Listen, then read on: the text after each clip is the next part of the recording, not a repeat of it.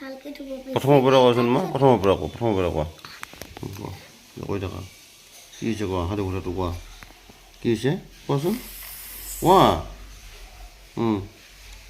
কি হৈছে প্ৰথমৰ পৰা কোৱাচোন ৰ'বা ঠিক আছে কোৱা ভালকৈ কোৱা দিয়া এটা মাইকী মানুহ মানে তিনিটা মানুহ এটা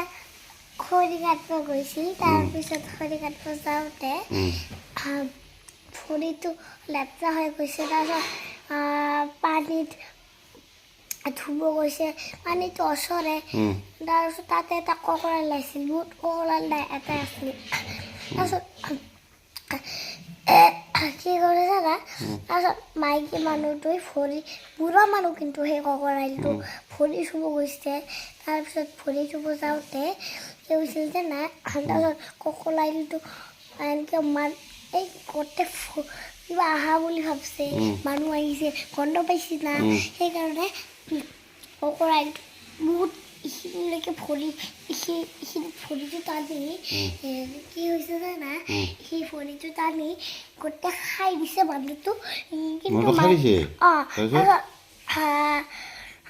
মানুহটোহে হজম হৈছে কাপোৰবিলাকতো হজম হোৱা নাই সেইকাৰণে কেইদিনমান পিছত মৰিয়ে গৈছে ককৰালটো আৰু তাৰপাছত গম পালে মানুহবিলাকে তিৰোতা মানুহে যে মৰি গৈছে তাৰপাছত পেটটো কাটি একদম খলা কৰি তাৰপাছত দেখিছে এইটো মাইকী মানুহ দেখোন কাপোৰ তেতিয়াহ'লে ককৰালটো আমি গাঁতত সোমাই থৈ দিওঁ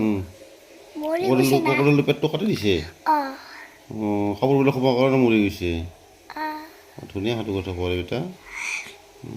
নহয় বুঢ়া হ'লেহে মৰি যায় কাপোৰবিলাক সোমাৰ কাৰণে মৰি নাযায়তো বুঢ়া হোৱাতে মৰিছে